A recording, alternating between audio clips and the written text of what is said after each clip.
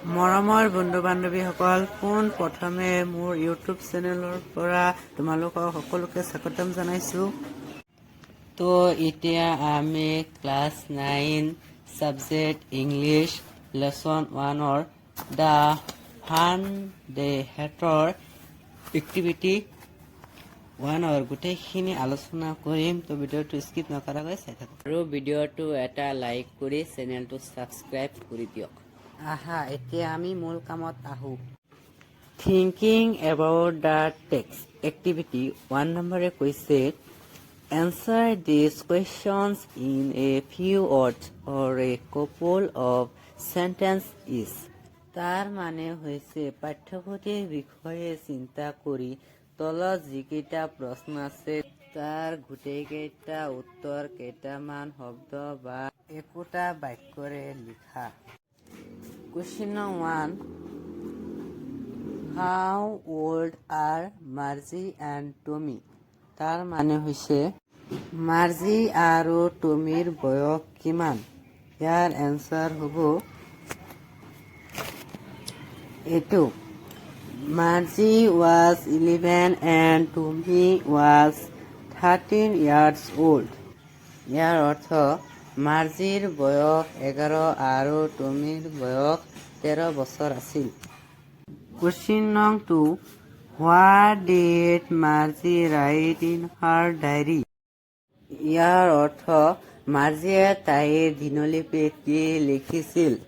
Answer Margie wrote in her diary, today Tommy found a real book. ইয়াৰ অৰ্থ হৈছে মাৰ্জিয়ে নিজৰ দিনলিপিত লিখিছিল আজি টমিয়ে এখন প্ৰকৃত কিতাপ বিচাৰি পালে। Question 3.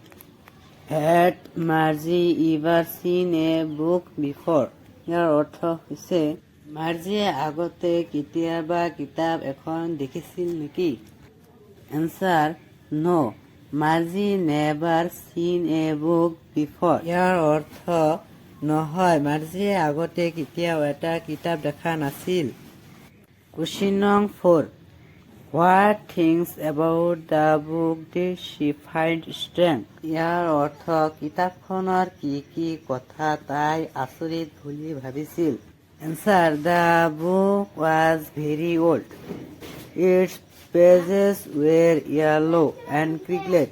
The strange things of that book is its words are not moving but remain still stopped. ইয়াৰ অৰ্থ কিতাপখন বৰ পুৰণি আছিল, তাৰ পৃষ্ঠাবোৰ হালধীয়া আৰু ভাঁজ খোৱা আছিল।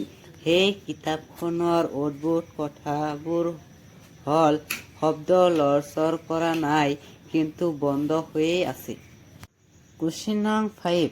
What do you think a telebook is?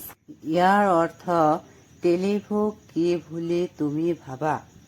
Answer I think a telebook is displayed on television screen and the text of a telebook is similar to a book.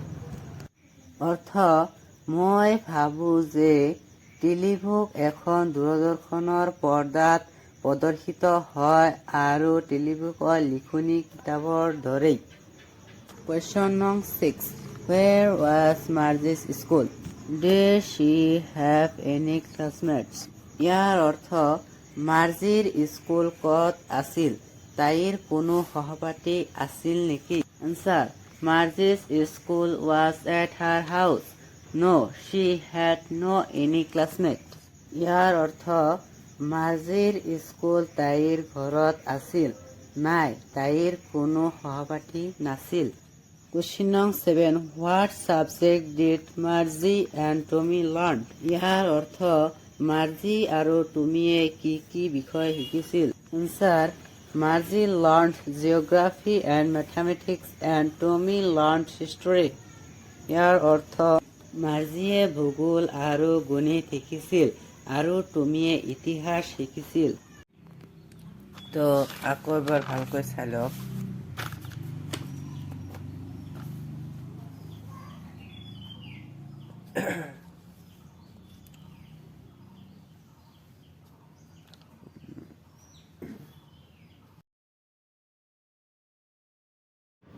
ভিডিঅ'টো পজ মাৰি ভালকৈ চাই ল'ব পাৰে।